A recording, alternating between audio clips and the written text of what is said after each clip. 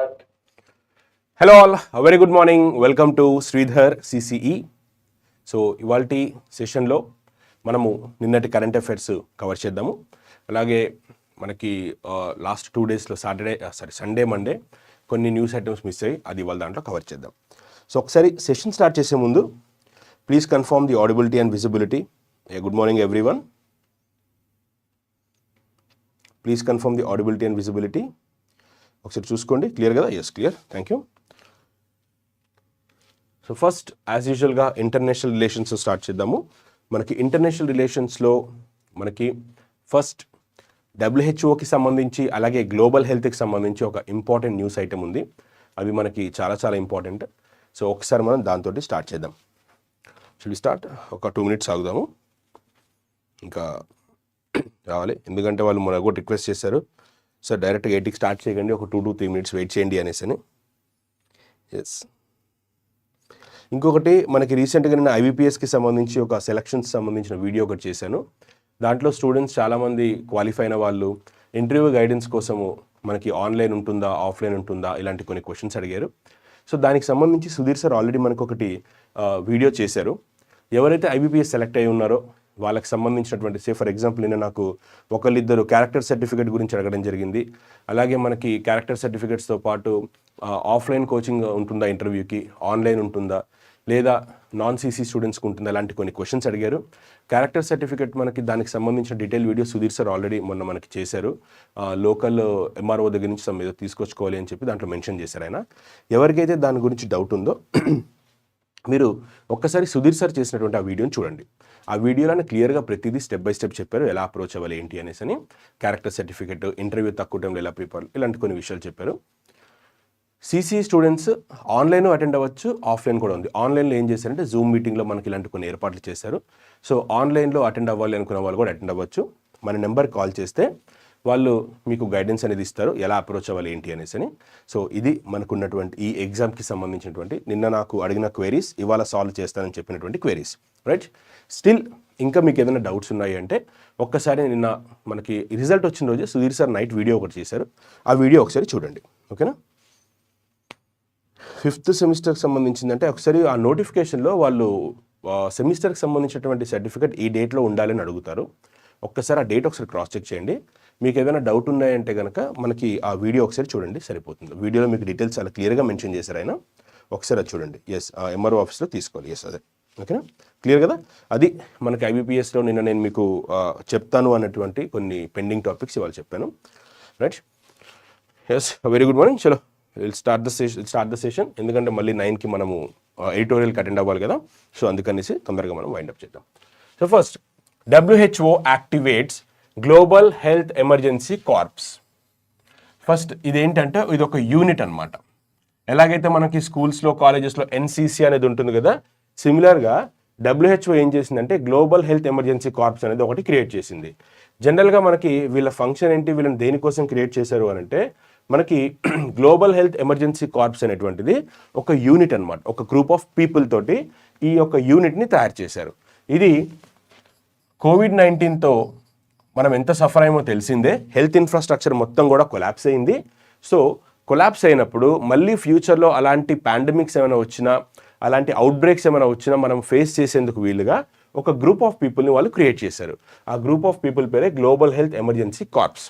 వీళ్ళని 2023లో క్రియేట్ చేశారు. వీళ్ళ ఫంక్షన్ ఏంటి అని అంటే ఏదైనా కోవిడ్ లాంటి ఒక డిజాస్టర్ కనుక వస్తే, మెడికల్ డిజాస్టర్ కనుక వస్తే వాళ్ళకి ఎలా హ్యాండిల్ చేయాలి, స్టెప్ బై స్టెప్ ఎలా హ్యాండిల్ చేయాలి, ప్రివెన్షన్ ఎలా చేయాలి, దాని తర్వాత వాళ్ళకి స్క్రీనింగ్ ఎలా చేయాలి, స్క్రీనింగ్ అయిన తర్వాత వాళ్ళని ఎలా మనం సార్ట్అవుట్ చేయాలి, అలాగే స్ప్రెడ్ అవ్వకుండా ఎలా ఆపాలి, వ్యాక్సినేషన్స్ ఎలా ఇవ్వాలి, ఇలాంటి అన్నిటికీ వీళ్ళకి ఒక మాన్యువల్, ఒక గైడ్లైన్స్ అనేది ఇవ్వడం జరిగింది. సో వీళ్ళు 2023లో యాక్టివ్ అయ్యారు. అయితే ఇప్పుడు ఇక్కడ న్యూస్లో ఎందుకు ఉంది అంటే WHO వీళ్ళందరినీ ఇంకొకసారి అలర్ట్ చేసింది. అలర్ట్ చేయడానికి రీజన్ ఏంటంటే మనకి చూడండి ఇక్కడ ఎంపాక్స్ అంటే మనకి monkeypox outbreak. WHO activates global health emergency corps for the first time over monkeypox outbreak. Monkeypox outbreak అనేది రీసెంట్గా మనకి అవుట్ బ్రేక్ వచ్చింది. లైక్ ఇది ఒక డిసీజ్ మనకి ఫాస్ట్గా స్ప్రెడ్ అవుతుంది, ఈ స్పెషల్ ఇన్ ద ఆఫ్రికన్ రీజియన్స్లో బాగా స్ప్రెడ్ అవుతుంది. సో ఈ డిసీజ్ వేగంగా స్ప్రెడ్ అవుతూ ఉండడం వల్ల దీన్ని తగ్గించడానికి, దీన్ని మినిమైజ్ చేయడానికి మనకి ఈ యొక్క వాలంటీర్ గ్రూప్ అనేది తయారు చేశారు లాస్ట్ టైం. ఇప్పుడు వాళ్ళందరినీ అలర్ట్ చేశారనమాట. సో ఇప్పుడు మనకి దీంట్లో నుంచి ఒక్కసారి ఫస్ట్ దీని బేసిక్స్ బ్యాక్గ్రౌండ్ ఒకసారి చూద్దాం. WHO announced that it has activated GHEC for the first time in response to a recent Mpox outbreak.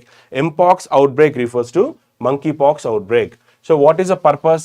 Signaling an urgent response effort to control the disease across multiple regions.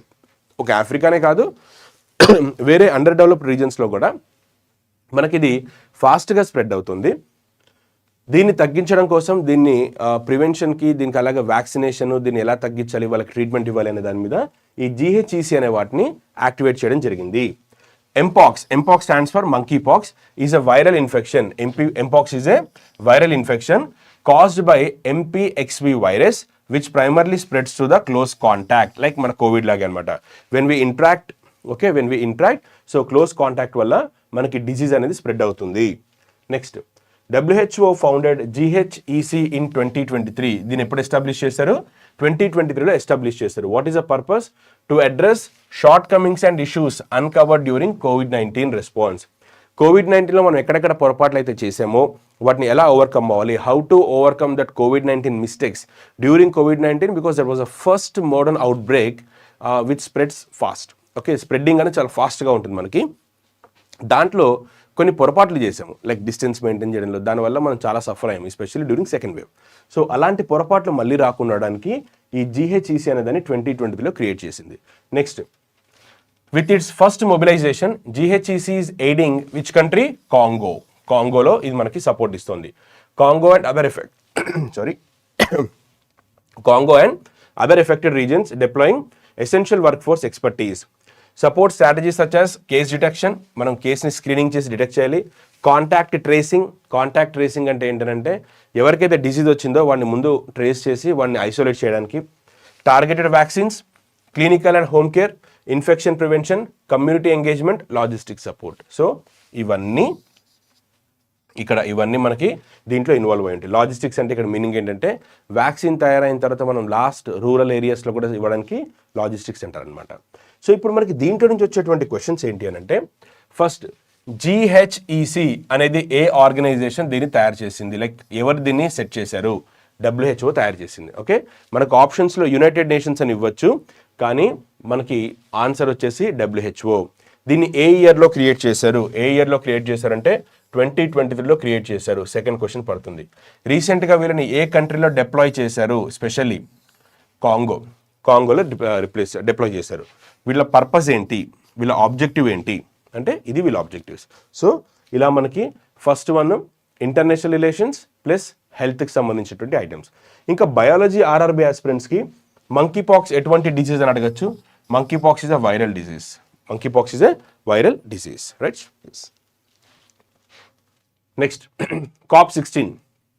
మనకి ఇప్పుడు next 2 monthsలో ఎవరైతే exams రాస్తున్నారో వాళ్ళందరికీ కూడా COP16, COP29 ఈ రెండు మీకు చాలా చాలా ఇంపార్టెంట్. దీన్ని మీరు క్లోజ్ వాచ్ చేయండి. కంపల్సరీ నెక్స్ట్ అప్కమింగ్ ఎగ్జామ్స్లో వీళ్ళకి సంబంధించినటువంటి ఈ రెండింటికి సంబంధించినటువంటి క్వశ్చన్స్ మీకు కంపల్సరీ అడుగుతారు. ఈవెన్ బ్యాంక్ ఇంటర్వ్యూస్లో కూడా అడిగేటువంటి అవకాశం ఉంది. ఎందుకంటే వాళ్ళకి ఒకసారి కరెంట్ అఫైర్స్ మీద కూడా కొన్ని క్వశ్చన్స్ అడుగుతారని విన్నాను. సో మేబీ వాళ్ళకు కూడా అడగచ్చు ఇది. ఓకే, ఎందుకంటే రెండిట్లో ఇండియా పార్టిసిపేట్ చేస్తుంది. 2 days బ్యాక్ మనం India biodiversity expenditure 81,000 crore discuss చేసాం కదా. ఫ్యూచర్లో ఇప్పుడు పెట్టబోతుంది నెక్స్ట్ 5 yearsకి అలా అనమాట. ఇప్పుడు ఈ COP16 ఎక్కడ జరుగుతుంది అంటే కొలంబియాలో జరగబోతుంది. COP29 ఎక్కడ జరుగుతుంది అంటే అజర్బైజాన్లో జరుగుతుంది. తెలిసిందే కదా మనకది.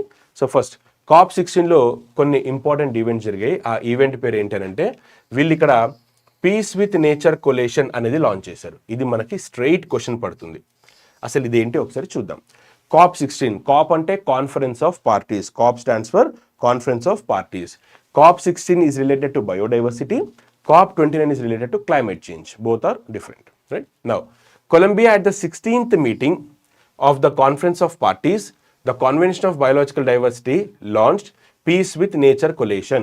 దీంట్లో మనకు అడిగేటువంటి క్వశ్చన్ ఏంటంటే recently peace with nature coalition was launch during which of the following conference parties అని అడగచ్చు. COP 14, 15, 16, 17. Answer is 16. అది చాలా ఈజీ క్వశ్చన్. లేదు ఇంకొంచెం వాడు స్ట్రెస్ చేసి అడగాలి అంటే this coalition is related to which of the following అని అడుగుతాడు. Answer is biodiversity. Answer is biodiversity. Which country has launched? Which country has launched? Colombia has launch. ఒక్క హెడ్డింగ్ మీద నుంచి మనం 3 క్వశ్చన్స్ని మనం ఎక్స్పెక్ట్ చేయొచ్చు ఇక్కడ. Colombia 16th COP biological diversity, peace with nature, coalition. Now ఇంతకీ కొలేషన్ ఏంటి, దీని పర్పస్ ఏంటి? The coalition includes countries from 4 continents. దీంట్లో ఈ కొలేషన్కి సపోర్ట్ చేస్తూ కొలేషన్లో ఉన్న కంట్రీస్ ఏంటి? సపోర్ట్ చేయడం అంటే ఏంటి అని అడిగితే ఇంటర్నేషనల్ సోలార్ అలయన్స్ మనకు ఉంది. 2015లో మనం కాన్ఫరెన్స్ ఆఫ్ పార్టీస్లో లాంచ్ చేసాం. ఇంటర్నేషనల్ సోలార్ అలయన్స్ ఏ కంట్రీస్ లాంచ్ చేశాయంటే ఇండియా అండ్ ఫ్రాన్స్ లాంచ్ చేసింది కదా. ఇది కూడా అలాంటిదే. 4 కాంటినెంట్స్లో నుంచి ఒక్కొక్క కంట్రీ ముందుకు వచ్చింది. సో ఏంటి ఆ countries? Mexico, Sweden, Uganda, Chile. ఇది కూడా మనకి క్వశ్చన్ అడగచ్చు. ఈ కొలేషన్లో పార్టిసిపేట్ ఉన్నటువంటి కంట్రీస్ ఏంటి అని అడిగితే Mexico, Sweden, Uganda, Chile. Okay, ఇది బాగా డెప్త్గా అడిగినప్పుడు మాత్రమే మనకి ఈ కంట్రీస్ మనకి అడిగే అవకాశం ఉంది. మ్యాక్సిమం మన క్వశ్చన్ ఇక్కడే ఆగిపోతుంది. స్టిల్ కొంచెం డెప్త్గా వెళ్ళాల్సి వస్తే మాత్రం ఇక్కడికి వెళ్ళాల్సి వస్తుంది. అయితే ఏషియా పెసిఫిక్ రీజియన్ నుంచి మాత్రం ఎవరూ లేరు. ఏషియా పెసిఫిక్ రీజియన్ నుంచి ఎవరూ లేరు. ఏషియా పెసిఫిక్ రీజియన్ అంటే ఎక్కడ వస్తుంది అని అంటే, ఫర్ ఎగ్జాంపుల్ ఇది ఇండియా మ్యాప్ అనుకోండి. మీకు ఇటువైపు వెళ్తే ఈ ఏరియా అంతా కూడా ఏషియా పెసిఫిక్ అంటారు. పెసిఫిక్ రింగ్ ఆఫ్ ఫైర్ మనం చదువుకున్నాం, గుర్తుంది కదా వాల్కనోస్ దగ్గర. ఆ ఏరియాని మనము దీన్ని మనం ఇలా కన్సిడర్ చేయాలన్నమాట. ఏషియా పెసిఫిక్ రీజియన్ అంటాం. ఓకేనా. నెక్స్ట్ కొలేషన్ పర్పస్ ఏంటి? Coalition is open to countries. Open to countries అంటే మీనింగ్ ఏంటంటే అన్ని కంట్రీస్ దీంట్లో పార్టిసిపేట్ చేయొచ్చు. Okay, that agree to set of principles aimed at changing humanity's relationship with nature in harmony and with the environment. అంటే సింపుల్గా చెప్పాలంటే ఏ country అయితే బయోడైవర్సిటీ ప్రొటెక్షన్ కోసం వాళ్ళు ఎఫర్ట్స్ పెడుతున్నారో ఆ కంట్రీస్ అన్ని దీంట్లో జాయిన్ అవ్వచ్చు అని చెప్పి మనకి ఇది చెప్తోంది. సో ఖచ్చితంగా వెరీ సూన్ ఇండియా కూడా దీంట్లో జాయిన్ అవుతుంది. అప్పుడు మళ్ళీ మనకి అదొక ఇంపార్టెంట్ న్యూస్ అవుతుంది. Okay, next international solar alliance. International solar alliance just ఇప్పుడే మనం డిస్కస్ చేసాం కదా. ఇంటర్నేషనల్ సోలార్ అలయన్స్ మనకి 2015లో దీన్ని ఇండియా అండ్ ఫ్రాన్స్ కలిపి దీన్ని క్రియేట్ చేశాయి. ఓకే, ఎస్టాబ్లిష్ చేసాయి. సో ఎందుకు ఎస్టాబ్లిష్ చేసాయి అంటే టు ట్యాప్ సోలార్ ఎనర్జీ వీళ్ళ target. So this alliance is very very important for India because it helps us to achieve 500 gigawatt of energy by 2030, that is non-renewable energy, to achieve Panchamrit targets, reduction of carbon emissions and all. Second, to achieve Sustainable Development Goal 7. What is SDG 7? Clean and green energy. గుర్తుంది కదా మనకి SDG 7కి. So international solar alliance is helpful for to achieve SDG 7. దీంతో పాటుగా మనకి helps to achieve net zero emissions by 2070. సో అన్నిటికీ ఈ అలయన్స్ అనేది చాలా చాలా ఇంపార్టెంట్ అవుతుంది. మీకు ఎగ్జామ్లో కానీ లేదా ఇంటర్వ్యూలో కానీ ఇంపార్టెన్స్ అడిగినప్పుడు మీరు ఈ పాయింట్స్ని కనెక్ట్ చేయండి. ఏంటది? SDG 7, 2030 target 500 gigawatts, 2070 net zero. ఇవి కంపల్సరీ లింకప్ చేయండి. లింకప్ చేసి చెప్తే మీకు అక్కడ అడిగినప్పుడు మీకు చాలా బెనిఫిషియల్గా ఉంటుంది. చలో ఇప్పుడు మనకి ఇది న్యూస్లో ఎందుకు వచ్చింది అని అంటే ఇండియా, ఫ్రాన్స్ ప్రెసిడెంట్, కో ప్రెసిడెంట్ పోస్ట్లకి ఎలక్ట్ అయ్యాయి అనమాట. అంటే ఇప్పుడు 2 years పాటు, అంటే ఇప్పటి నుంచి 2 years పాటు ఇంటర్నేషనల్ సోలార్ అలయన్స్కి ప్రెసిడెంట్గా ఇండియా ఉండబోతోంది, వైస్ ప్రెసిడెంట్గా లేదా కో ప్రెసిడెంట్గా మనకి ఫ్రాన్స్ ఉండబోతుంది for the term of 2 years. అది దీని సమ్మరీ అనమాట. ఒకసారి ఇక్కడ చూడండి. రీసెంట్గా ఎలక్షన్స్ జరిగాయి. India and France have been elected president and co president. President ఎవరు అంటే ఇండియా, కో ప్రెసిడెంట్ ఎవరు అంటే France. Co president of the international solar alliance for how many years? For the period of 2 years, 2024 to 2026, period of 2 years. India was the sole contender for the post of president. అంటే ఇక్కడ మనకి France co president పోస్ట్కి ఫ్రాన్స్తో పాటు కొన్ని countries participate చేశాయి. But అవి participate చేసినప్పటికీ France గెలిచింది. కానీ ఇండియా ప్రెసిడెంట్ పోస్ట్కి మాత్రం ఎవరు కంటెస్ట్ చేయలేదు. ఇండియా యునానిమస్గా గెలిచిందనమాట. సో టెన్యూర్ ఎంత వీళ్ళకి? 2 years ఉండబోతోంది. సో ఫస్ట్ ఇక్కడ మనకు వచ్చే క్వశ్చన్స్ ఏ కంట్రీస్ మనకి ప్రెసిడెంట్, కో ప్రెసిడెంట్గా ఎలక్ట్ అయ్యాయని అడగచ్చు. సెకండ్ వచ్చేసి మనకి వాట్ ఈస్ ద డ్యూరేషన్ అడగచ్చు. Duration is 2 years. So the co presidency ఎవరెవరి మధ్య జరిగింది అక్కడంటే ఫ్రాన్స్కి గ్రెనడాకి మధ్య జరిగింది, ఫ్రాన్స్ గెలిచింది దీంట్లో. నెక్స్ట్ దీంతో పాటుగా మనము ఇంటర్నేషనల్ సోలార్ అలయన్స్ గురించి ఫ్రీక్వెంట్గా డిస్కస్ చేస్తూ వచ్చాం, ఈవెన్ బ్రేక్కి ముందు కూడా, రైట్. సో అక్కడ మనము who is the director general of international solar alliance అని అడిగినప్పుడు హెడ్ క్వార్టర్స్ వచ్చేసి గురుగ్రామ్, డైరెక్టర్ జనరల్ వచ్చేసరికి మనకి అజయ్ మాథుర్ గారు అని చెప్పి మనం చాలా సందర్భాల్లో చదువుకున్నాం. నెట్ జీరో నెంబర్ 2050 కాదండి, 2070. అయితే అజయ్ మాథుర్ మనం దానికి చైర్పర్సన్ అని చెప్పి డైరెక్టర్ జనరల్ చదువుకున్నాం. అయితే ఇక్కడ ఇంకొక ఇంపార్టెంట్ పాయింట్ ఏంటంటే ఆయన టెన్యూర్ ఎండ్ అయిపోతుంది. సో ఇప్పుడు అజయ్ మాథుర్ గారి ప్లేస్లో వాళ్ళు ఎవరిని సెలెక్ట్ చేశారంటే Ashish Khanna. Very very important question. Next ఈయన మార్చ్ 2025 నుంచి మనకి ఈయన ఐఎస్ఏకి డైరెక్టర్ జనరల్గా ఈయన అపాయింట్ కాబోతున్నారు. So for that reason this gentlemen is very very important for our exam. Compulsory expected question ఇది. Who has been recently elected as director general of ISA అని అడుగుతారు. The answer is Ashish Khanna. ఈయన ఎవరి ప్లేస్లో వస్తున్నారు మనకి ఇక్కడ అంటే అజయ్ మాథుర్ గారి ప్లేస్లో వస్తున్నారు. Very very important question specially for bank. Okay, Raashi Khanna. Okay,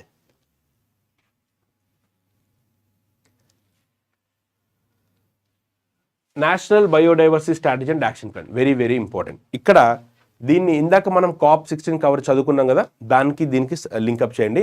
ఇది ఒకటే. COP16 ఎక్కడ జరుగుతుంది? కొలంబియాలో జరుగుతుంది. ఆల్రెడీ ఇండియన్ రిప్రజెంటేటివ్స్ అక్కడ అటెండ్ అయ్యి ఉన్నారు. వాళ్ళు ఇండియా సంబంధించినటువంటి బయోడైవర్సిటీ గోల్స్ కానీ, వాళ్ళ అంబిషన్స్ కానీ, వాళ్ళు పెట్టుకున్నటువంటి బడ్జెట్ ఎస్టిమేషన్స్ కానీ, బయోడైవర్సిటీ కోసం ఇండియా తీసుకుంటున్నటువంటి మెజర్స్ కానీ అన్నిటినీ కూడా చాలా స్పెసిఫిక్గా క్లియర్గా వాళ్ళు దాంట్లో ఎక్స్ప్లెయిన్ చేస్తున్నారు. అయితే ఇప్పుడు ఇక్కడ మనకి దీంట్లో మనకి 2 ఇంపార్టెంట్ పాయింట్స్ ఉన్నాయి. ఫస్ట్ ఒకటి వచ్చేసి మనకి కన్వింగ్ మానిటరల్ గ్లోబల్ KMGBF. ఇది మనకి ఈ లాస్ట్ 1 monthగా బాగా న్యూస్లో ఉంది. దీని గురించి ఇప్పుడు మనం కొంచెం డీటెయిల్గా చూడబోతున్నాం. ఇది మనకి ఇప్పుడు చాలా ఇంపార్టెంట్. యాక్చువల్గా కాన్సెప్ట్ ఆఫ్ ద డేలో డిస్కస్ చేద్దాం అనుకున్నాను. అయితే ఇప్పుడంతా కూడా బ్యాంకింగ్ సీజన్ కదా, ఇప్పుడు నెక్స్ట్ 2 monthsకి ఇంటర్వ్యూలో కానీ మెయిన్స్ కానీ.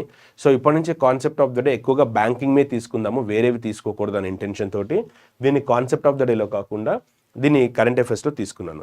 ఇప్పటి నుంచి ఎక్కువగా మనము ఇవాళ బ్యాంకింగ్ రిఫార్మ్స్ తీసుకున్నాను. ఈ 2-3 days మొత్తం బ్యాంకింగ్ రిఫార్మ్స్ కవర్ చేస్తాను. ఎక్కువగా ఇప్పుడు concept of the day next 2 months మనము బ్యాంకింగ్ మీద ఎక్కువ ఫోకస్ చేద్దాం. ఎందుకంటే ఇంటర్వ్యూకి హెల్ప్ అవుతుంది, మెయిన్స్ కూడా ఉంది కదా మనకి, సో వాళ్ళకు కూడా హెల్ప్ అవుతుంది. అందుకని ఇది కాన్సెప్ట్ ఆఫ్ ద డేలో కాకుండా నేను దీన్ని జనరల్గా దీంట్లో తీసేసుకున్నాను. దీని మీద మనం ఎక్కువగా స్ట్రెస్ చేయాల్సి వస్తుంది. ఓకేనా? సో ఫస్ట్ ఒకసారి చూడండి. Union minister of state Shri Kirtivardhan. ఇక్కడ జాగ్రత్తగా వినండి. యూనియన్ మినిస్టర్ మనకి భూపేంద్ర యాదవ్ గారు కదా. కీర్తివర్ధన్ ఎందుకు వచ్చారు అంటే ఇక్కడ మినిస్టర్ ఆఫ్ స్టేట్, సహాయక మంత్రి. తెలంగాణలో ఉన్న వాళ్ళకి ఈ విషయం బాగా తెలుస్తుంది. Who is the Indian home minister అంటే అమిత్ షా గారు. మరి బండి సంజయ్ గారు ఆయన కూడా హోమ్ మినిస్టర్ కదా. Is the minister of state అంటే సహాయక మంత్రివర్యులు అని అర్థం అనమాట. ఓకేనా? సో సహాయక మంత్రివర్యులు. So Bhupendra Yadav is correct, but he is the minister of state, సహాయక మంత్రి అనమాట. రైట్.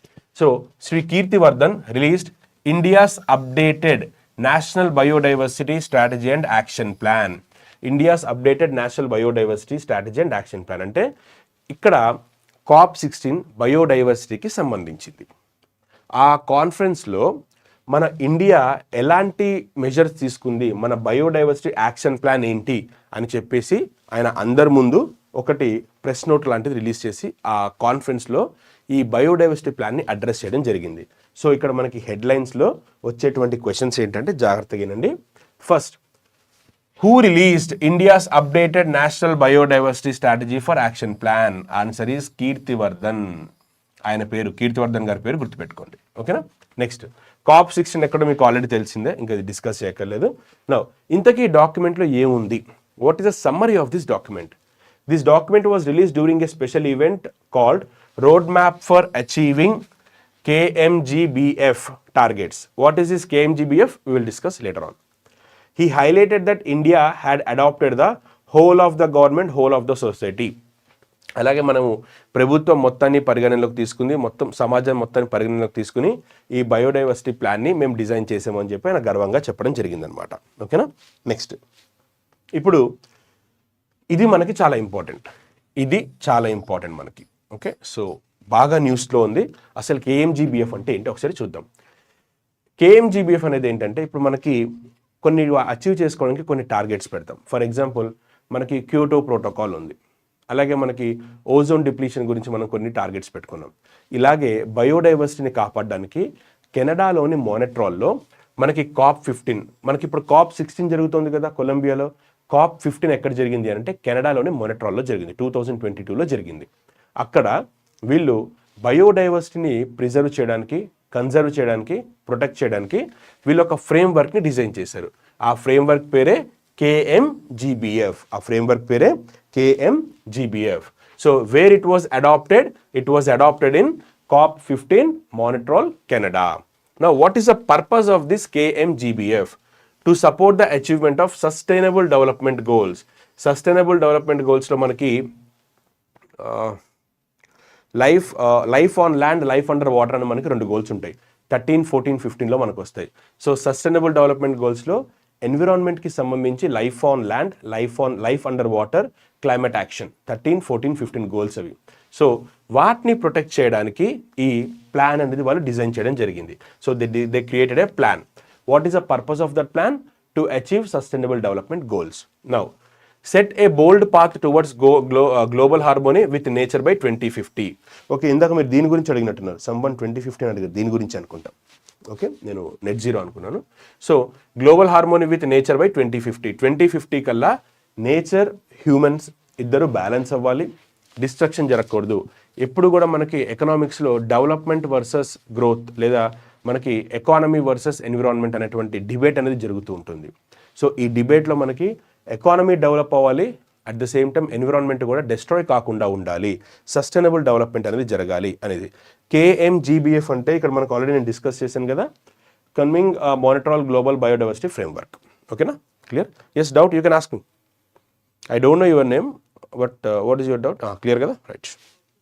చలో ఇక్కడికి వద్దాం మళ్ళీ. Now what is the target? This framework consists of 23 targets set for 2030. This is very, very important. So this framework consists of 23 targets. 2030 kala we should achieve these 23 targets and 4 global goals. What are the 4 global goals set for 2050? That 4 global goals. 2050 kala 4 globals అందుకోవాలి, 4 global goals అందుకోవాలి. And it is specially focused on biodiversity. Biodiversity అంటే ఇంతకీ ఏంటి అని అడిగితే, bio means life, diversity means variety of life forms. As per this protocol or plan, we must conserve the nature, animals and plants both. Okay, next target 3. This is target 3 is very, very important. Target 3 of GBF is to ensure that at least 30% of the world's land, water and seas are conserved by 2030. అంటే ప్రపంచంలో ఉన్నటువంటి భూమి, నీరు, సముద్రాలు 2030 కల్లా at least 30% achieve అవ్వాలి. So చూడండమ్మా, ఇది మనకి బాగా న్యూస్లో ఉంది. ఖచ్చితంగా దీంట్లో నుంచి ఈ 2 క్వశ్చన్స్ మీద మనకి ఎగ్జామ్లో అడిగే అవకాశం ఉంది. ఈ 2 క్వశ్చన్స్ మనకి ఎగ్జామ్లో ఫ్రేమ్ చేసేటువంటి అవకాశం చాలా ఉందన్నమాట. ఓకేనా? సో జీబీఎఫ్లో ఎన్ని టార్గెట్స్ ఉంటాయి? 23 టార్గెట్స్. ఎప్పటికల్లా అచీవ్ అవ్వాలి? 2030, 23 ఈజీగా గుర్తుపెట్టుకోవచ్చు. ఇదేం పెద్ద రాకెట్ సైన్స్ కాదు. ఓకే, నెక్స్ట్ వచ్చేసి మనకి what is the most important target? Target 3 is very important. What is the purpose of target 3? Target 3 30% at least by 2030. 30% మనం కన్జర్వ్ చేయగలగాలి. ఏంటది? Land, water, seas. ఈ 3 కూడా మనకి చాలా చాలా ఇంపార్టెంట్ అనమాట. Okay, clear? Right. This target is also known as 30/30 target. Now ఇది కూడా అడుగుతారు మనకి, what do you mean by 30/30 target అడుగుతారు. So that is related to biodiversity. Clear? ಎರಡು ಒಂದೇ please post comments in English or Hindi. I'm unable to understand Kannada. Again, I have to approach translator for your this thing. Okay. Next important one, Digital India Common Services Center. What do you mean by Digital India? Government of India launched Digital India project in the year 2015. Digital India is a scheme. It consists of 9 pillars. So Digital India was launched in 2015 to promote digital economy, digital services, e-governance. What is the purpose of Digital India program? E-governance, like electronic governance. Second, manaki digital economy ni promote cheyali. Third, digital services ni ivvali. Right? Now, Digital India Common Services Center recently launched. Project launch చేశారు. ఎక్కడ launch చేశారు అంటే దీన్ని ఉత్తరప్రదేశ్లో launch చేశారు. Very very important. Scheme plus state news plus national news, 3 combination ఉన్నటువంటి news item ఇది. So ఒక్కసారి ఇక్కడ చూడండి. First, to bridge the digital divide in rural India, government is set to launch digital India common service centre, digital India common service centre project starting with Pilibhit and Gorakhpur in Uttar Pradesh. From first headline only, you can expect some 2 to 3 questions. What are 2 to 3 questions? Now, Digital India Common Service Project was launched in which place? Philippines. Second, Uttar Pradesh.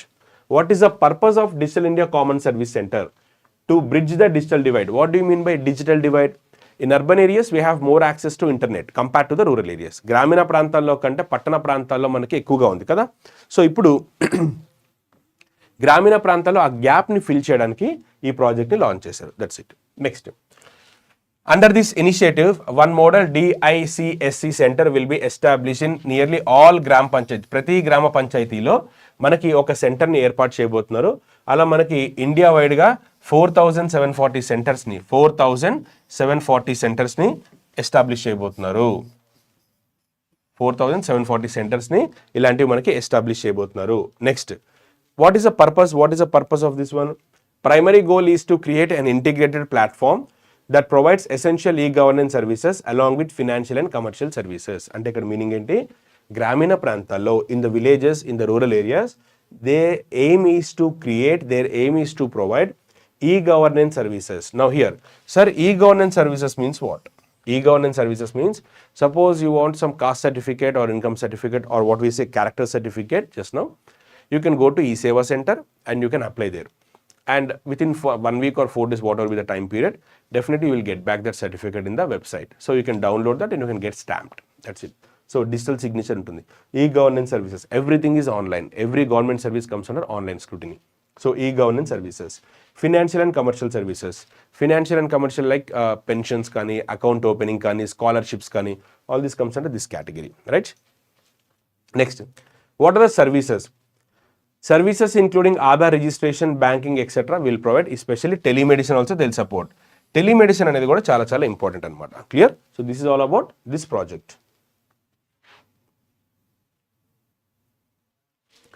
Next, central water commission report, very very important.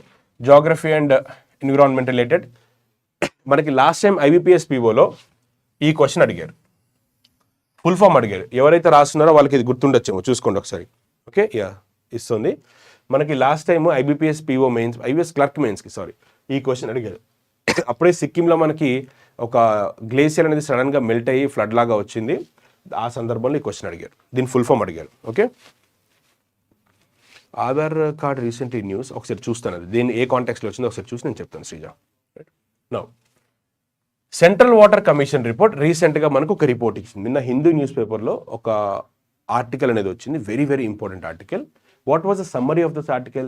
Himalayan glaciers saw 10.81% of area expansion between 2011 to 2024.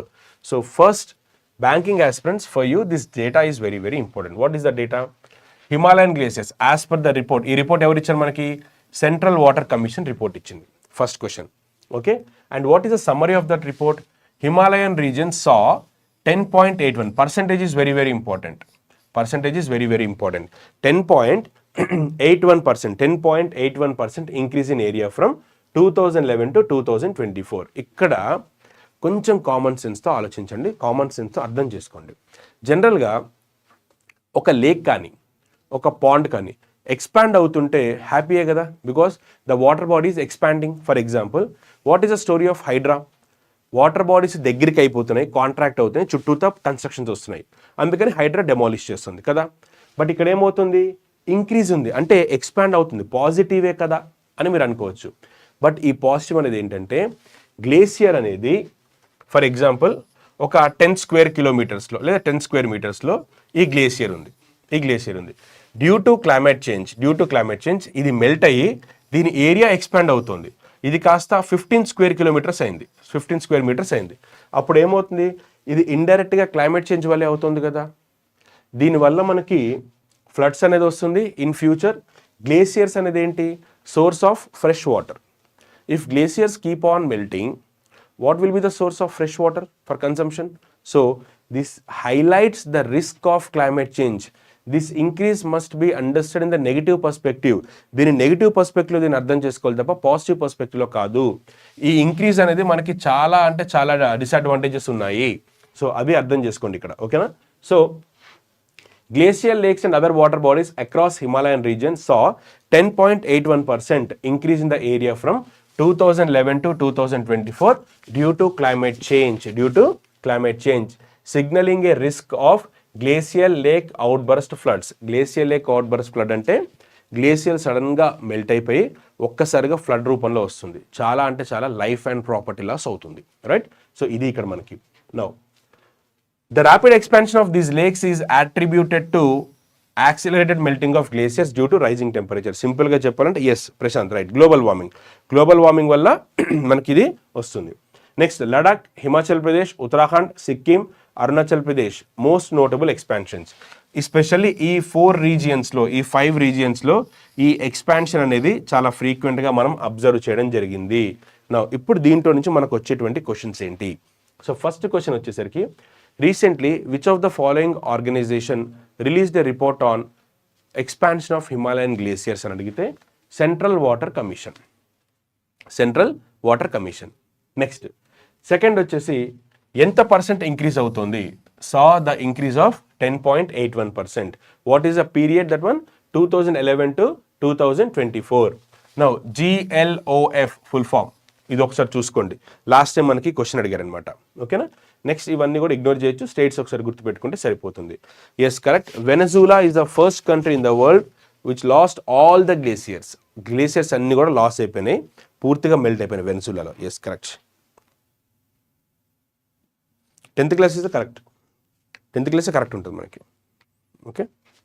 Next appointments కనుక చూస్తే Yamaha గ్రూప్కి మనకి ఇటారు Otani రీసెంట్గా మనకి Yamaha గ్రూప్కి ఆయన చైర్మన్గా ఆయనని అపాయింట్ చేయడం జరిగింది.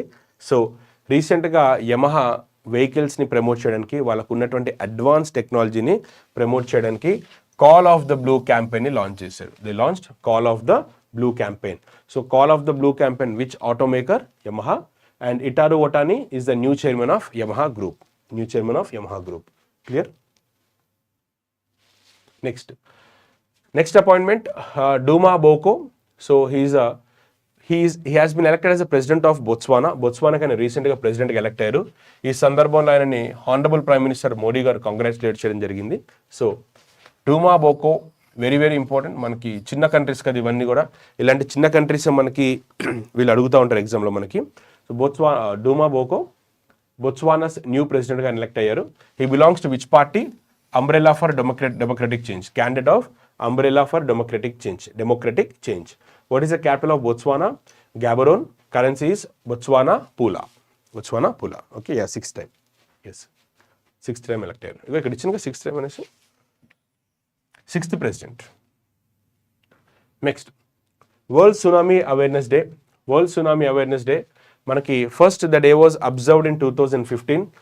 It is observed on November 5th. Every year. Tsunami is a Japanese word. What is the meaning of tsunami? Tsunami means harbor waves.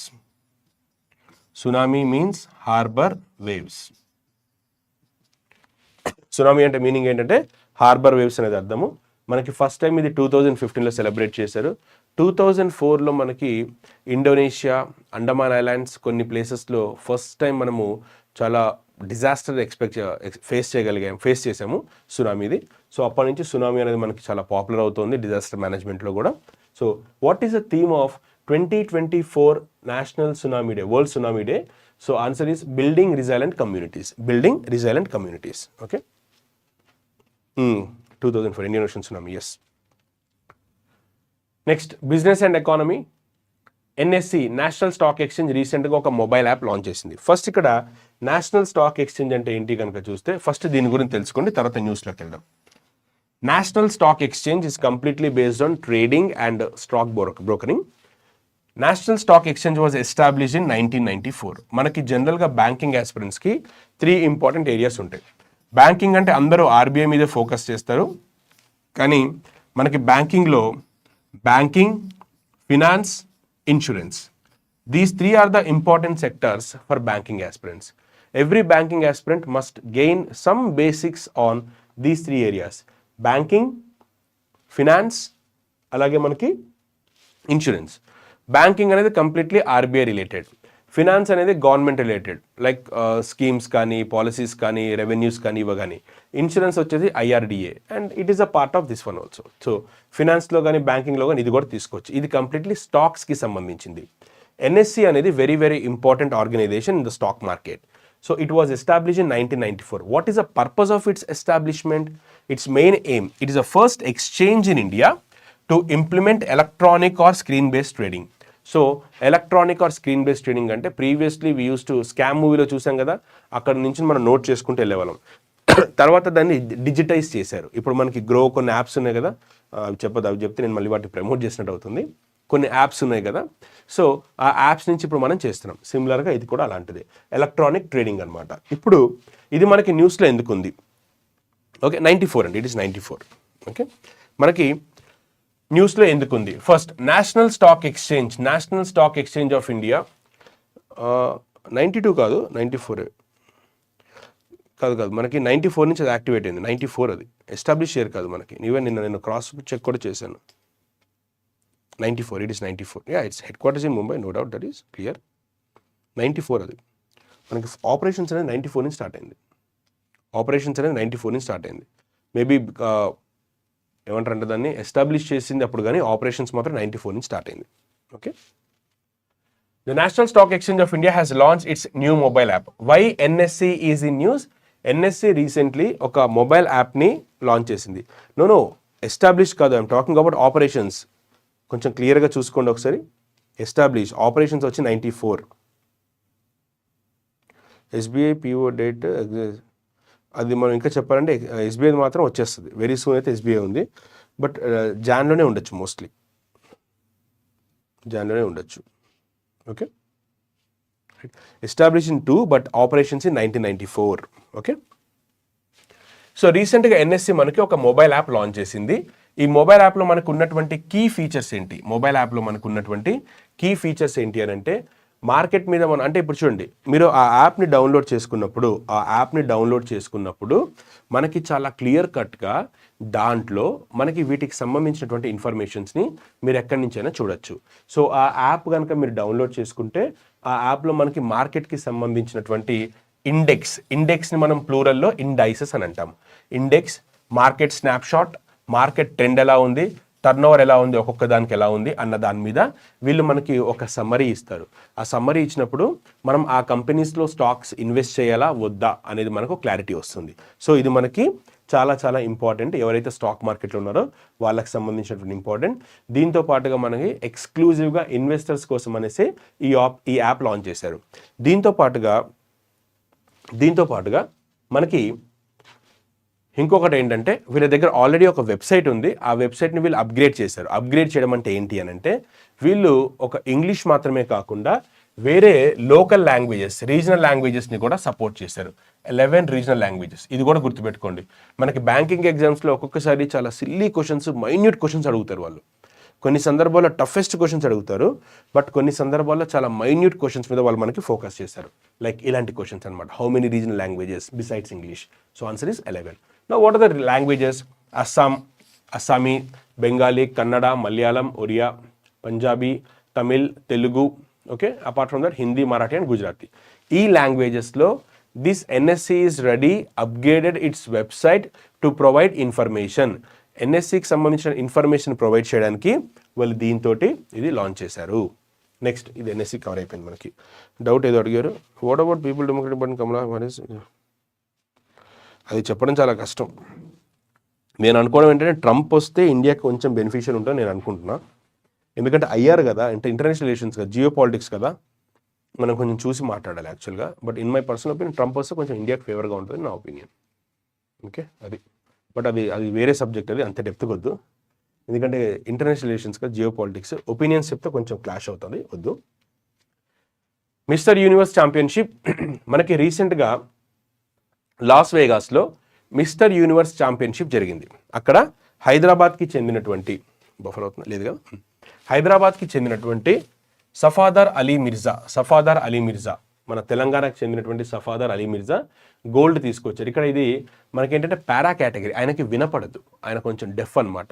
So ఆయనకి వినపడదు, అందుకే పారా కేటగిరీలో ఆయన తెలంగాణకి చెందినటువంటి అలీ మిర్జా మిస్టర్ యూనివర్స్ అనే కేటగిరీలో గోల్డ్ మెడల్ తీసుకొచ్చారు. ముఖ్యంగా మనకి స్పోర్ట్స్కి ఇంపార్టెంట్, ఎందుకంటే గ్లోబల్ ప్లాట్ఫామ్ కాబట్టి అన్ని ఎగ్జామ్స్కి ఇంపార్టెంట్.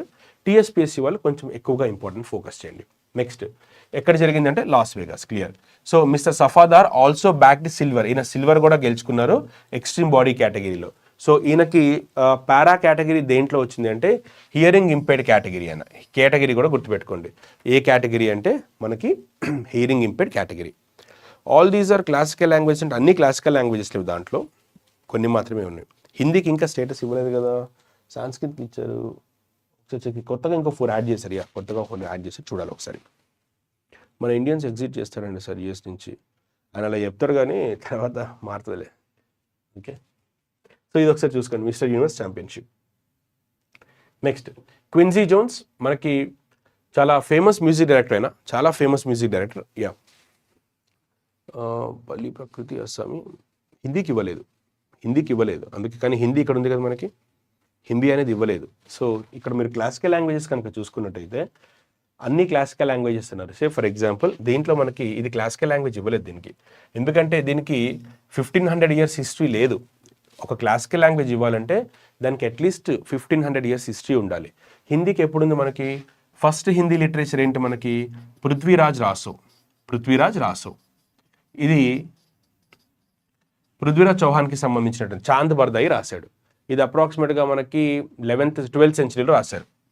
సో హార్డ్లీ హిందీకి మనకి 800 to 900 years హిస్టరీ మాత్రమే ఉంది. సో హిందీకి క్లాసికల్ లాంగ్వేజ్ స్టేటస్ రాదు, మినిమం 1500 years హిస్టరీ ఉండాలి. సో పాలీ ఉంది, ఎందుకంటే మనకి జైనిజంలో పాలీ బాగా ప్రమోట్ చేశారు.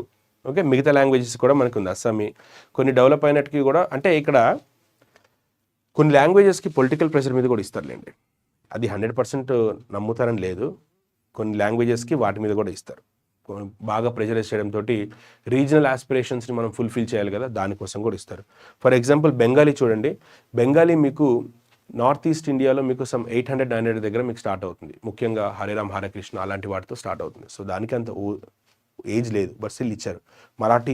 మరాఠీ ఇవన్నీ కూడా, అస్సామీ మరాఠీ ఇవన్నీ కూడా మనకి భక్తి సూఫీ మూమెంట్లో లోకల్ లాంగ్వేజెస్ డెవలప్ అవుతాయి. ఇవన్నీ అక్కడ డెవలప్ అయినటువంటివి. భక్తి సూఫీ మూమెంట్ మనకి 12th 13th centuries వచ్చినవి. సో వాటికి కూడా 700-800 years హిస్టరీ మాత్రమే ఉంది.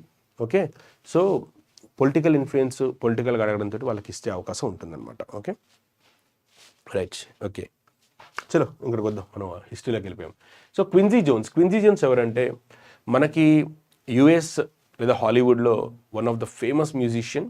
ఈవెన్ మైకేల్ జాక్సన్ ఆల్బమ్స్ కూడా ఆయన మ్యూజిక్ కంపోజ్ చేయడం జరిగింది. ఎస్పెషల్లీ మైకేల్ జాక్సన్ ఆల్బమ్స్లో థ్రిల్లర్ అనేటువంటి ఒక ఆల్బమ్ ఉంది, అది మైకేల్ జాక్సన్స్ ఆల్బమ్స్ హిస్టరీలోనే హైయెస్ట్ సెల్లింగ్ ఆల్బమ్ థ్రిల్లర్. ఆ థ్రిల్లర్కి ఈయన మ్యూజిక్ కంపోజ్ చేశారు. సో అలాంటి ఫేమస్ మ్యూజిషియన్ రీసెంట్గా చనిపోయారు, క్విన్సీ జోన్స్. ఈయన ఎవరు అంటే US musician and producer who worked with Michael Jackson, Frank Sinatra, Ray Charles and many others. 91 years ఆయన చనిపోయారు. So he was best known for Thriller album Michael Jackson's హిస్టరీలోనే longest highest selling album. So బ్యాంకింగ్కి ఇప్పటి నుంచి మనం కొంచెం ఎక్కువగా focus చేద్దాం, ఎందుకంటే ఇప్పుడు మొత్తం కూడా బ్యాంకింగ్ సీజన్ మనకి ఇది. మీకు ఇంటర్వ్యూస్లో హెల్ప్ అవుతుంది, ఎగ్జామ్స్కి హెల్ప్ అవుతుంది, అలాగే ఎకానమీ ఎవరైతే ప్రిపేర్ అవుతారో వాళ్ళకు కూడా హెల్ప్ అవుతుంది. సో మనం ఫస్ట్ కమిటీస్తో స్టార్ట్ చేసి ఒక్కొక్క రిఫార్మ్ని, రీసెంట్గా వచ్చిన రిఫార్మ్ ఒక్కొక్కటి మనము సింప్లిఫై చేసుకుంటూ వెళ్దాం. ఫస్ట్ చాలా ఉన్నాయి, మనం ఒక 2 to 3 కవర్ చేద్దాం ఎవ్రీడే. ఫస్ట్ రీసెంట్గా మనం బ్యాంకింగ్ కమిటీస్ కూడా ఎప్పుడో బీసీలో వచ్చినా మనకొద్దు. ఓకే, 1991 తర్వాత నుంచి మనం ఫోకస్ చేద్దాం, ఎకనామిక్ రిఫార్మ్స్ తర్వాత నుంచి చేంజ్ చేద్దాం. ఎందుకు అనంటే ఎకనామిక్ రిఫార్మ్స్ తర్వాత వచ్చినటువంటి banking reforms committees, they completely change the picture of Indian banking system. So we have to focus on that. So let start with PJ Nayak committee, ఎందుకంటే Modi government నుంచి start అయింది కాబట్టి ఇక్కడ నుంచి స్టార్ట్ చేద్దాం. So recommend by RBI, what is the purpose of P J Nayak committee? Establishment of bank board bureau. Bank board bureau అనేది ఏంటంటే, bank board bureau aims to inculcate professionalism in బ్యాంకింగ్స్లో మనకి ఏమైందంటే 2014కి ముందు we are suffering from NPA. We suffered from NPA, non-performing assets. Non-performing assets అనేవి మన దగ్గర చాలా ఉండిపోయాయి. Now, what is the meaning of non-performing assets? Businessmen or some other fellows took the loans from the banks, but they are not paying the principal and interest.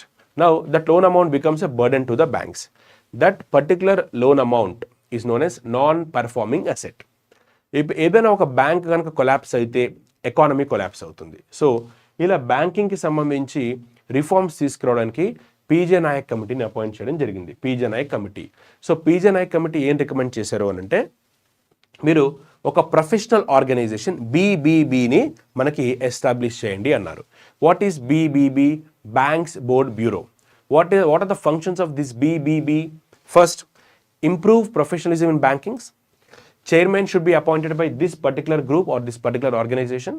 Banks మొత్తం కూడా appointment కానివ్వండి, administration కానీ వీళ్ళకి ఇవ్వండి అనే దాంట్లో ఈ BBB అనేది తీసుకురావడం జరిగింది. ఇప్పుడు రీసెంట్గా కనుక చూస్తే బీబీబీ అనేది తీసేశారు. బీబీబీ అనేది తీసేసి దాని ప్లేస్లో మనకి కొత్తగా ఇంకొక బోర్డు వచ్చింది. దాని పేరే ఫినాన్షియల్ సర్వీసెస్ ఇన్స్టిట్యూషన్స్ బ్యూరో. మీకు ఇంటర్వ్యూలో కనుక బీబీబీ గురించి చెప్పండి, what you know about BBB అని అడిగితే, sir, BBB was appointed based on the recommendations of PJ Nayak Committee, which was appointed by RBI in 2014. First. Second, what is the purpose of BBB? To improve professionalism in banking, to recommend appointments of the chairmen and managing directors, to streamline the banking administration. ఈ 3 points చెప్పండి. Hardly మీకు 1 minute అయిపోతుంది. వాళ్ళు అక్కడితో ఆపుతారు క్వశ్చన్స్ని. Supplementary question అడిగినప్పుడు దానికి మీరు వాల్యూ యాడెడ్ చేయండి. బీబీబీ అంటే ఏంటో తెలియకుండా మీరు బ్యాంకింగ్ ఇంటర్వ్యూ అటెండ్ అయ్యారు అంటే మనకంటే ఫూల్స్ ఎవరు ఉండరు. ఓకేనా? సో ప్రొఫెషనలిజంని ఇంప్రూవైజ్ చేయడానికి దీన్ని తీసుకొచ్చారు. లాస్ట్లో ఇంకొక పాయింట్ కూడా యాడ్ చేయండి. Sir, recently BBB has been renamed as financial service and institutions bureau. ఎందుకు మార్చాల్సి వచ్చింది అని అంటే, దీని స్కోప్ని పెంచారు. The scope of BBB has been expanded. Okay, ఇది దానికి ఈ పేరు పెట్టారు. క్లియర్? ఇక్కడికి next, recommended the formation of bank investment company. Bad loans కి సంబంధించి సూపర్వైజ్ చేయడానికి బ్యాంక్ ఇన్వెస్ట్మెంట్ కంపెనీ అనే దాన్ని ఒకటి రికమెండ్ చేశారు under the companies act of 2013. So in short, what is the purpose of P J Nayak committee? P J Nayak committee recommended the establishment of B B B. That's it. అక్కడ కాపండి. Next, second committee, Nachiket Mor committee. Very very important committee. Nachiket Mor committee is related to what అని అడుగుతారు. ఇది financial ఇన్క్లూజన్కి సంబంధించింది. Nachiket Mor committee its main objective is financial inclusion. Financial inclusion అంటే, ఇప్పుడు మీరు కనుక చూసుకుంటే మనకి రీసెంట్గా, if you see the recent reforms, we have Paytm bank, we have Airtel bank, we have many small payment banks, right? So the emergence of these small payment banks is an outcome of this particular committee. So ఈయన ఏం చెప్పారంటే, banks అన్నీ కూడా ఎక్కడో urban ఏరియాస్లో ఉంటున్నాయి. ఇప్పుడు చూడండి, ఐసిఐసిఐ, హెచ్డిఎఫ్సి ఇవన్నీ మనకి సిటీస్లో ఉంటాయి. మీ ఊర్లలో, గ్రామీణ ప్రాంతాల్లో మీరు ఎప్పుడైనా ఐసిఐసిఐ బ్యాంక్ ఏదైనా ట్రైబల్ హ్యామ్లెట్లో చూసారా? ఆదిలాబాద్ తండాల్లో ఎప్పుడైనా చూసారా? హెచ్డిఎఫ్సి చూసారా? లేదు. మరి ఈ బ్యాంక్స్ అన్నీ అక్కడికి వెళ్లకుండా ఉంటే వాళ్ళకి బ్యాంకింగ్ సర్వీసెస్ ఎలా దొరుకుతాయి? మీరేమో ఫినాన్షియల్ ఇంక్లూజన్ చేయండి, అందరికీ అకౌంట్స్ ఓపెన్ చేయండి అంటున్నారు. బట్ మనకి బ్యాంక్స్ కనుక చూస్తే రూరల్ ఏరియాస్లో బ్యాంక్స్ లేవు. మరి మనకి వాళ్ళకి అకౌంట్స్ ఎలా ఓపెన్ అవుతుంది? బ్యాంక్ అకౌంట్స్ ఎలా పెనిట్రేట్ అవుతాయి? సో దానికోసం ఏం చేస్తారు అంటే, ఈ బ్యాంక్స్ ఎలాగో అక్కడికి వెళ్ళలేవు, ఎందుకంటే వీళ్ళందరూ ప్రాఫిట్ కోసం పనిచేస్తారు. సో మనం ఏం చేద్దామంటే, పోస్టల్ సర్వీస్ లాంటిదే. మనకు అప్పట్లో పోస్టల్ సర్వీస్లో మనీ ఆర్డర్ అని వచ్చేది, గుర్తుంది కదా?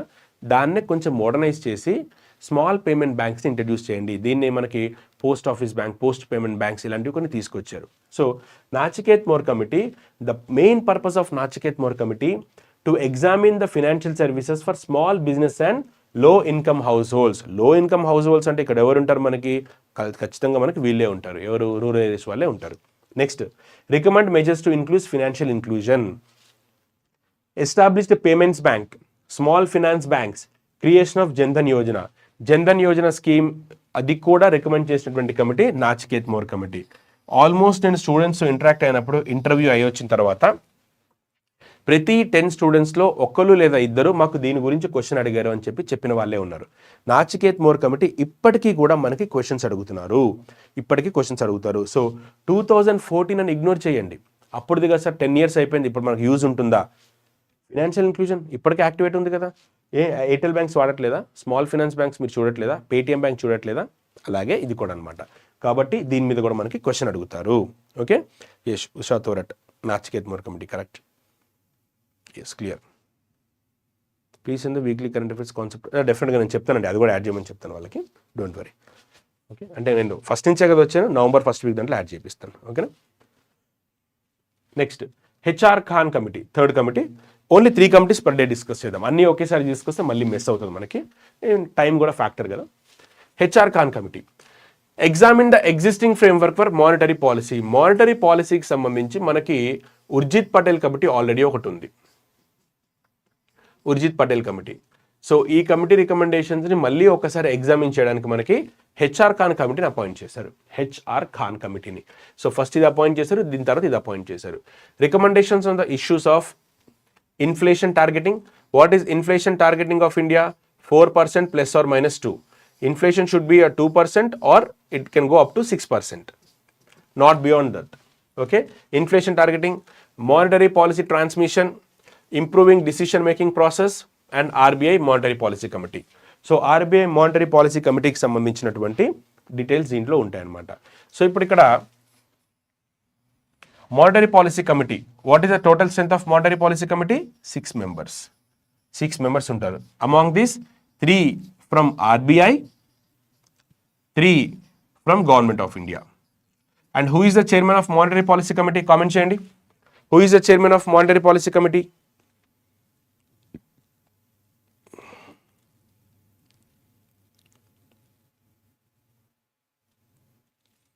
నోట్స్ డైరెక్ట్గా రాసేసుకోండి, ఇక్కడ శక్తికాంత దాస్ అని చెప్పకుండా, మీరు చెప్పింది కరెక్టే కానీ ఆర్బీఐ గవర్నర్ అని చెప్పండి. ఓకేనా. సో మానిటరీ పాలసీ కమిటీకి ఎక్స్ అఫీషియో చైర్మన్ ఎవరు అంటే ఆర్బీఐ గవర్నర్. మీరు చెప్పింది కూడా కరెక్టే కానీ ఆర్బీఐ గవర్నర్ని తీసుకోండి. ఓకేనా. Yes, RBI governor is right answer. Right. How to write notes? N O D E C అంటే నాకు అర్థం కాలేదు, ఒకసారి అది చెప్పండి క్లియర్గా. స్క్రీన్ షాట్ తీసుకుని నోట్స్, రన్నింగ్ నోట్స్ రాసేసుకోవచ్చు. ఎలాగో మనకు పీడిఎఫ్ వస్తుంది, ఎక్స్ప్లెయిన్ చేస్తున్న కాన్సెప్ట్స్ని మీరు రన్నింగ్ నోట్స్ లాగా రాసుకోండి, సరిపోతుంది. Yes, RBI governor is the answer. Right. చలో, MCQs. What is the name of the new mobile app launch by NSC? NSC రీసెంట్గా లాంచ్ చేసినటువంటి మొబైల్ యాప్ పేరేంటి? What is the name of the application of NSC రీసెంట్గా launch చేసింది?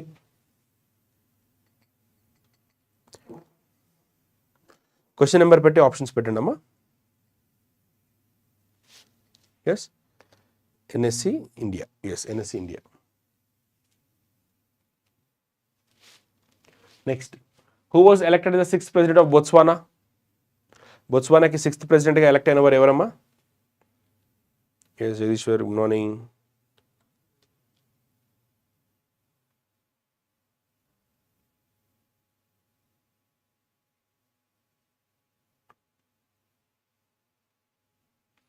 PDFs మనకి Telegram ఛానల్లో ఉంటాయండి. శ్రీధర్ సిసి అఫీషియల్ అనేటువంటి టెలిగ్రామ్ ఛానల్లోకి వెళ్ళండి, దాంట్లో మీకు ఉంటాయి. ఓకేనా.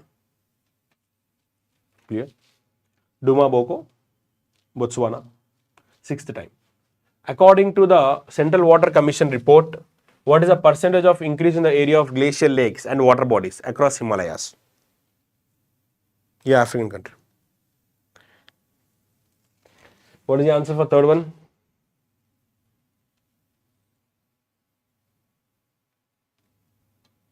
Yes, see, 10.81%. 10.81% increase అయింది. So GLOF. Who has released India's updated National Biodiversity Strategy and Action Plan? So he was the Union Minister of State for Environment. What is the answer for 4th question? What is the answer for 4th question?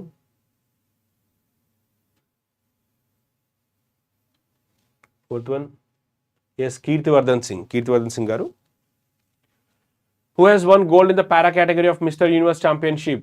Para category ఆయన hearing impaired category, visually కాదు hearing impaired కేటగిరీలో వచ్చారు. What is the name of the person? Yes, 5th one Safdar. Clear. PDF మనకి every week పెడతారండి, don't worry about PDF. Attend the class. PDF పెడతారు compulsory, Telegram ఛానల్లో పెడతారు.